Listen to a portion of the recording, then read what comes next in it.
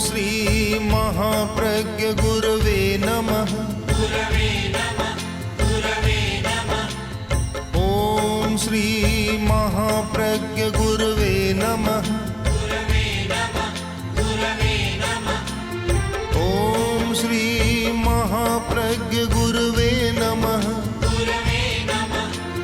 ओम श्री महाप्रज्ञ गुरवे नमः। ओम श्री महाप्रज्ञ गुरवे नमः। नमो अरहंताणं, नमो अरहंताणं, नमो अरहंताणं। आज मुझे प्रसन्नता है। प्रसन्नता सदा रहती है और मैं जब अध्यात्म की सरणी को अपना कर चल रहा हूँ तो अप्रसन्नता कभी होती नहीं है। जहाँ अध्यात्म है वहाँ प्रसाद और जहाँ कोरी भौतिकता है वहाँ विषाद। ये दो रेखाएं हमारे सामने स्पष्ट। पर आज अतिरिक्त प्रसन्नता है और इसलिए है कि आज मैं बोधि स्थल में आया हूँ। यह बोधि का स्थान है। दुनिया में और बहुत चीज़ें दुर्लभ पर सुलभ हो जाती है, किंतु बोधि बहुत दुर्लभ है। बोधि को पाने के लिए भगवान बुद्ध ने एक संकल्प किया था, नैवासनात् कायमिदं चलिष्यति। जब तक मुझे बोधि नहीं मिलेगी मैं इस आसन से नहीं उठूँगा। चाहे शरीर सूख जाए, चमड़ी नष्ट हो जाए, इससे उठूँगा नहीं। और उस संकल्प के द्वारा बोधि वृक्ष के नीचे उन्होंने बोधि प्राप्त की थी। और भगवान बुद्ध की बोधि ने एक अध्यात्म के क्षेत्र में एक चमत्कार जैसा प्रयोग किया था।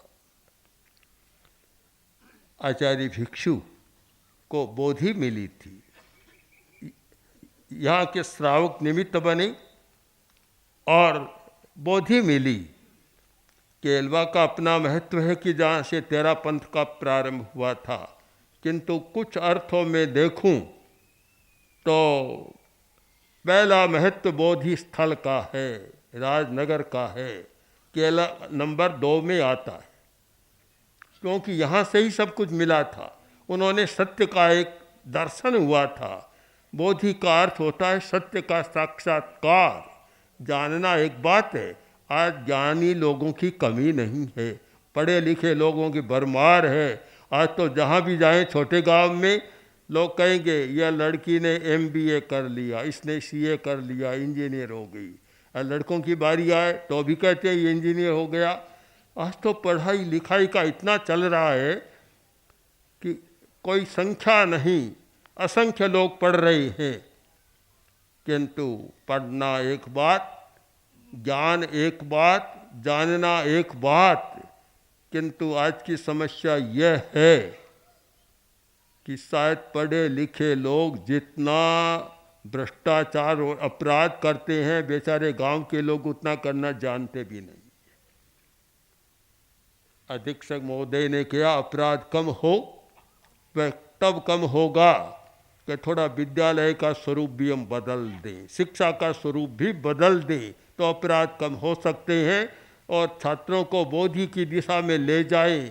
आज तो केवल पदार्थ की दिशा में ले जा रही हैं और ये सोचते हैं सब कि जितना प्रोफेशन में जाएगा, ज़्यादा धन कमाएगा और उतना ही कल्याण होगा, किंतु कल्याण उल्टा हो रहा है।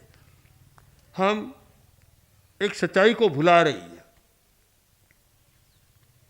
एक दो युवक बात कर रहे थे और इसने पूछ लिया कि तुम्हारी सीढ़ियाँ बहुत ऊंची है, कहाँ जाती है?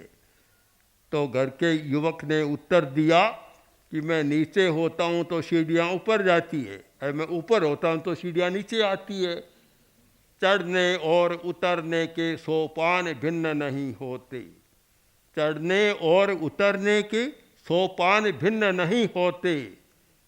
जिन आँखों से हंसता मानव, उन्हीं आँखों से अश्रु बहाता। क्या दो है क्या आँखें? जब हंसता है तो आँखें विकस्वर हो जाती है और उन्हीं आँखों से आंसू निकलता है।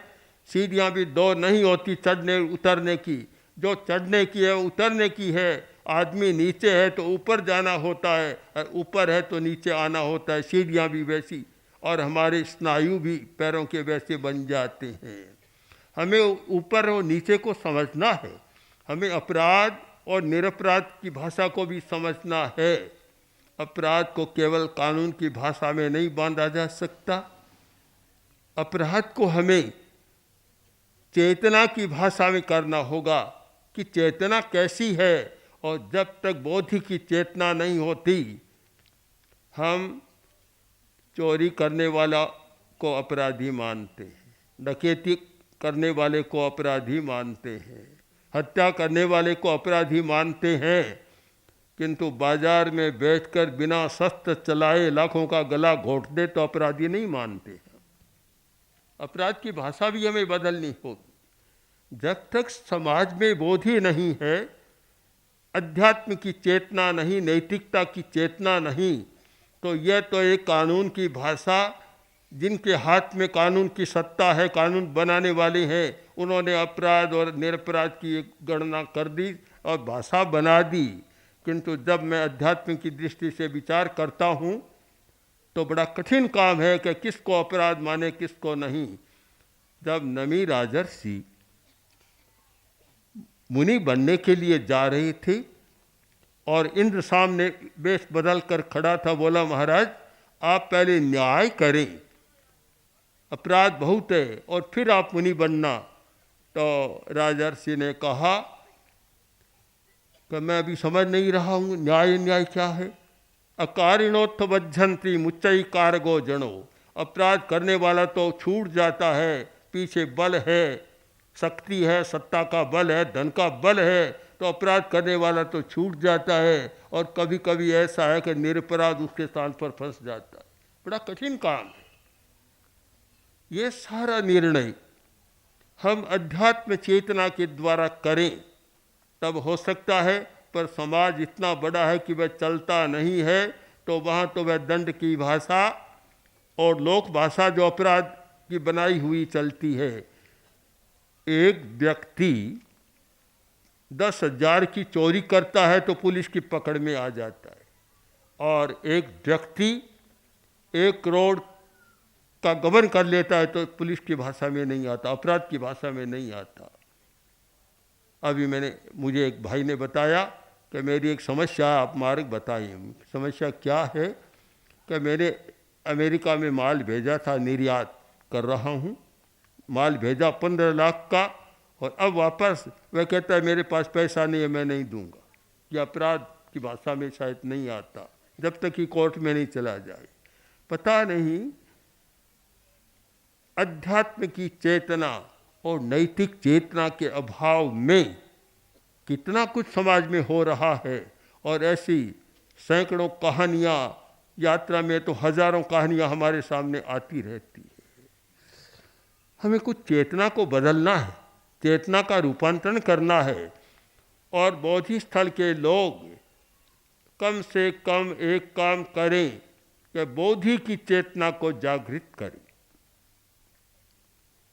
आचार्य तुलसी ने 13 पंथ शताब्दी के अवसर पर यह चतुर्मास किया था। विद्यालय सामने आया और सुखाड़िया जी ने पूरा विद्यालय 4 महीना के लिए हमें प्रवास के लिए दे दिया, और उसी विद्यालय में चतुर्मास हुआ था।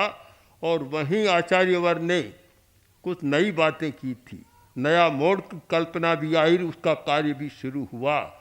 और नए मोड़ का मतलब यह था पुरानी धारणाओं को बदलें।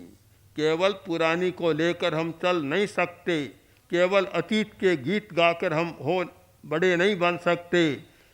मत गाओ कोरे अतीत के गीत मीत, मत गाओ कोरे अतीत के गीत, कोरे अतीत के गीत मत गाओ। वर्तमान युग को समझना है और बोधि को प्राप्त करना है। बोधि का अर्थ होता है सत्य का साक्षात्कार। यह साक्षात्कार हुआ था। ज्ञान अलग है, आप समझ लें, ज्ञान अलग है और बोधि अलग है। बहुत सारे लोग ज्ञानी तो हैं पर सत्य का साक्षात्कार नहीं तो भ्रांति में चले जाते हैं। ज्ञान और ज्ञान के साथ चलता है भ्रांति का, भ्रम का वातावरण। इसीलिए प्रमाण शास्त्र में, तर्क शास्त्र में ज्ञान को 3 भागों में बांट दिया, संशय ज्ञान, विपर्य ज्ञान और अनध्यवसाय ज्ञान। विपरीत होता है, ज्ञान तो है पर समझता नहीं है, विपर्य हो जाता है और वहाँ समझ भी काम में नहीं देती। आदमी ने लालटेन जगाई। नौकर ने कहा, मालिक आपने लालटेन क्यों जलाई? कि मैंने तुझे कहा था लालटेन बुझा दो, तूने बुझाई या नहीं यह देखने के लिए मैंने लालटेन जलाई। क्या लालटेन बुझी या नहीं यह देखने के लिए लालटेन जलाने की ज़रूरत है? लालटेन प्रकाश नहीं दे रही है तो अपने आप बुझी हुई है। पर आदमी जानता हुआ भी भ्रांति में चला जाता है। और आज मुझे कहना चाहिए कि बड़े बड़े लोग जिनको हम बड़े विद्वान मानते हैं, पंडित मानते हैं, वेत्ता मानते हैं, भ्रांति से मुक्त वे भी नहीं है, भ्रांति में चले जाते हैं। और ये भी समस्या है। अहिंसा यात्रा के दौरान हमने कुछ काम किया तो ये बोधि का और भ्रांति को तोड़ने का किया। मैंने इन्हीं दिनों में जो कुछ राजनेता या आए बड़े बड़े लोग, उनसे कहा आप भ्रांति में हैं, आप समझते हैं कि हम बड़े बड़े कॉलेज खोल रहे हैं, बड़े बड़े उद्योगपतियों को ला रहे हैं, किंतु जब तक राजस्थान में भी लाखों लोग ऐसे हैं जो बेरोजगार हैं, जिनके हाथ में रोटी नहीं है। आप जितने लोगों को लाएंगे कुछ लोगों को हो जाएगा, किंतु यह पर्याप्त नहीं है। जब तक राज्य का ध्यान गरीबी को मैं छोड़ देता हूँ, कम से कम भूख की समस्या पर नहीं जाएगा, आप भ्रांति में है और लोग आपको कभी माफ़ नहीं करेंगे। भ्रांति जहाँ चलती है, भ्रांति बहुत चलती है और हम भ्रांति के चक्र को तोड़ नहीं पा रहे हैं। भ्रांतियाँ ऐसी होती है। एक और भ्रांति की बात बताऊं, वह यह है कि वर्षा हो रही थी, तेज वर्षा। मालिक जागा और अपने कर्मचारी से, नौकर से कहा कि आज बगिया की सिंचाई की या नहीं तुमने? अभी बैठे हो, जाओ सिंचाई करो। बोला मालिक वर्षा हो रही है। बोला अपने घर में कमी है क्या? छाता ले जाओ सिंचाई कर लो। यह भ्रांति। जब वर्षा हो रही है तो फिर छाते की क्या जरूरत और सिंचाई की क्या जरूरत? ऐसी भ्रांति जीवन में कितनी हो रही है। हर व्यक्ति आत्मनिरीक्षण करे कि मैं कितना तो सच्चाई के साथ जीवन जीता हूँ और कितना भ्रांति के साथ जीवन जी रहा हूँ। आज एक बड़ी भ्रांति है कि आदमी पदार्थ और धन को ही सब कुछ मान रहा है। मैंने देखा, गांव में भी देखा, आज से 20 वर्ष पहले हमने देखा था, 40 वर्ष पहले भी देखा था।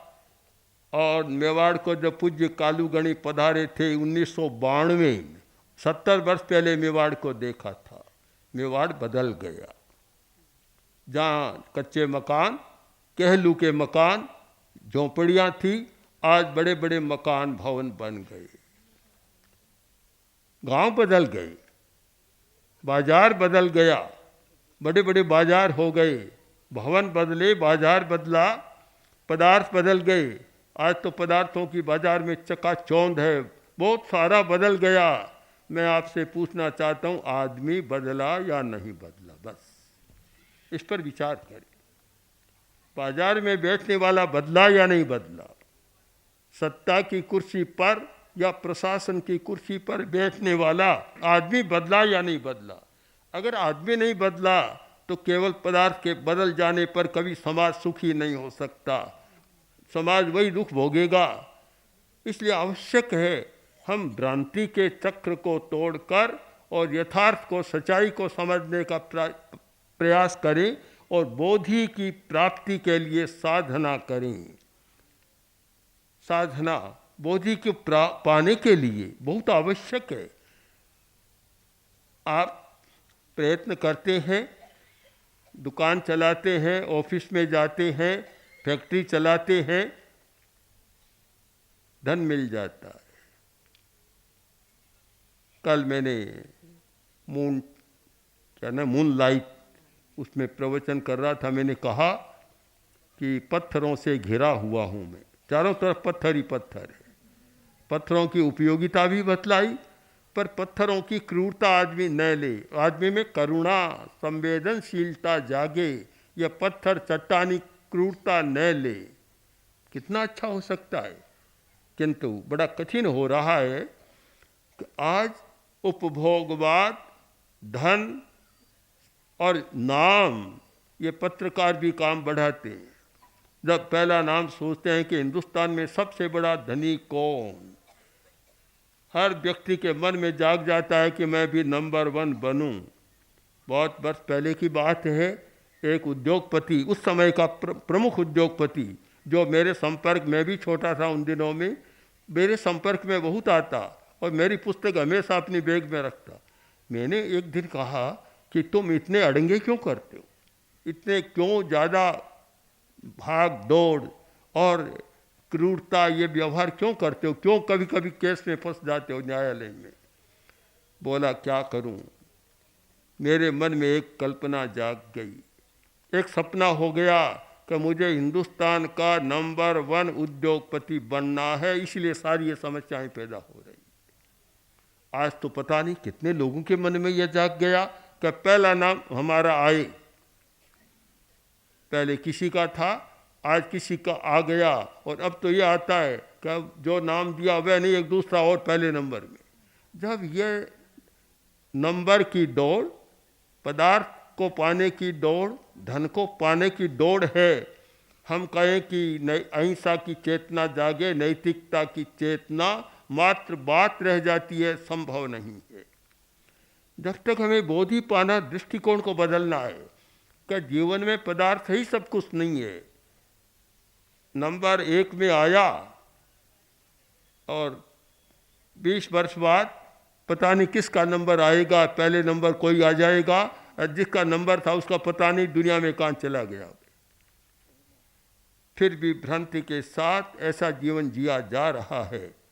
आचार्य भिक्षु की जो बोधि स्थल की बात मुझे बहुत अच्छी लगती है और आज की दुनिया को बहुत ज़रूरत है।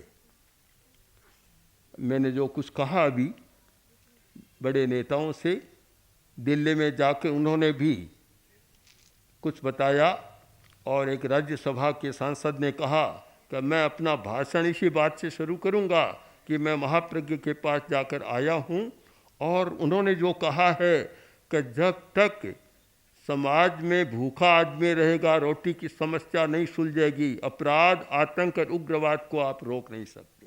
हमें कुछ सच्चाइयों का बोध करना चाहिए। केवल भ्रांतियों के आधार पर चलने से कुछ नहीं होगा, हम सच्चाई का अनुभव करें। आप भी समझने का प्रयत्न करें। अहिंसा यात्रा चल रही है। जब हम उधर शिरियारी की ओर जा रहे थे, कुछ दिनों के लिए आए, आज भी आए, और चतुर्मास भी पास में है। मैं चेहरा देखना नहीं चाहता, किस आदमी का कैसा चेहरा है, मैं तो आभा मंडल को देखना चाहता हूँ। आभा मंडल देखता हूँ कि यह आदमी का आभा मंडल कैसा है। जिनका चेहरा बहुत अच्छा लगता है, आभा मंडल खराब है तो वह कभी अच्छा काम नहीं करेगा। और जिनका चेहरा बहुत साधारण है, कुछ भी नहीं, आभा मंडल अच्छा है तो अच्छा काम करेगा। सुकरात जो दुनिया का एक प्रसिद्ध दार्शनिक है, चेहरा भद्दा था, कांच के सामने जाकर खड़ा होता तो मित्रों ने कहा, सुकरात बार बार क्या कांच में देख रहे हो, शीशे में क्या देख रहे हो, तुम्हारा चेहरा तो अच्छा है नहीं। जिनका अच्छा होता है वे तो कांच के सामने खड़े होते हैं, नखरे भी करते हैं, पर तुम्हारा तो अच्छा है नहीं, तुम क्यों खड़े होते हो। तो सुकरात ने उत्तर दिया कि मैं ये देख रहा हूँ कि मेरा चेहरा नहीं देख रहा हूँ, मैं देख रहा हूँ कि मेरा आभा मंडल तो कहीं खराब नहीं हो रहा है। आज हर आदमी को देखने की ज़रूरत है, अपना आभा मंडल देखे कि मेरा आभा मंडल कैसा है, तो आपको सत्य का साक्षात्कार होगा। तो मैं चाहता हूँ कम से कम बोधि स्थल के लोग एक नया चिंतन शुरू करें और सच्चाई को समझने का प्रयत्न करें। केवल भ्रांतियों का जीवन न जिए।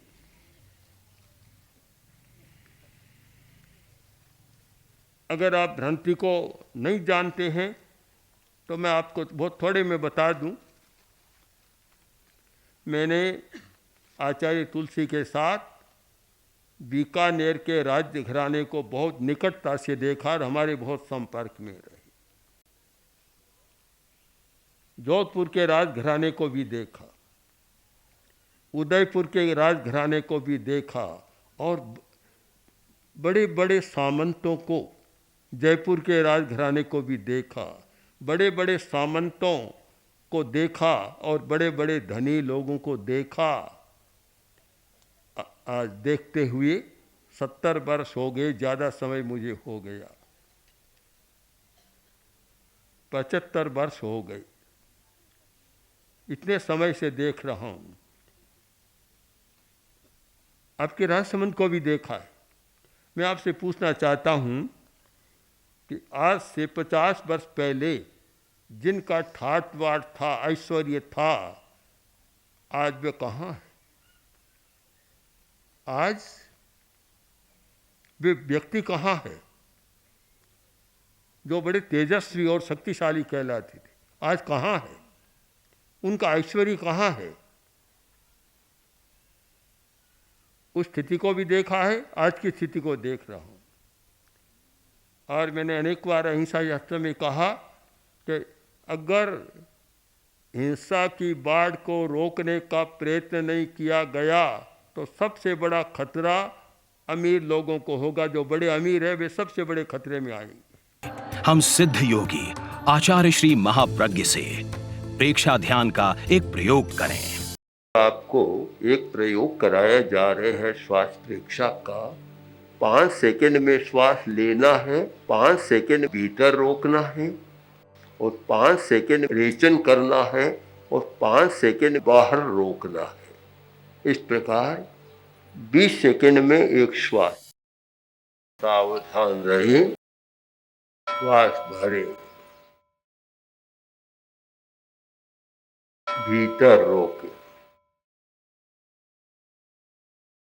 रेचन करे, बाहर रोके, श्वास भरे, भीतर रोके,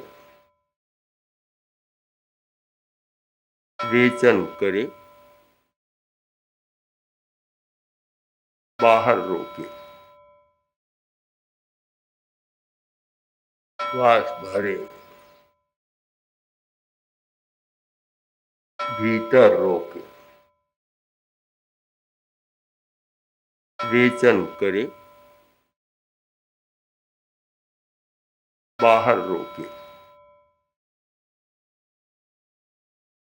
श्वास भरे, भीतर रोके, रेचन करे, बाहर रोके, श्वास भरे, भीतर रोके, रेचन करे, बाहर रोके, श्वास भरे, भीतर रोके, रेचन करे, बाहर रोके, श्वास भरे। प्रयोग संपन्न। तो ये ध्यान के बहुत छोटे प्रयोग कराए हैं और इनका स्वयं बार बार अभ्यास करें तो एक अच्छा अभ्यास हो सकता है। ओम आत्मा।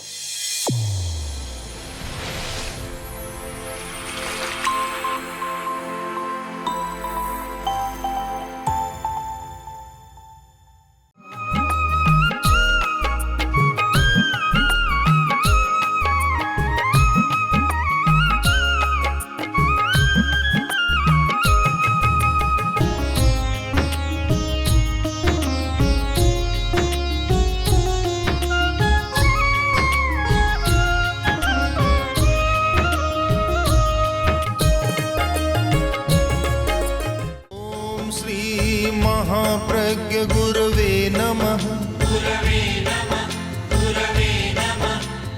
ओम श्री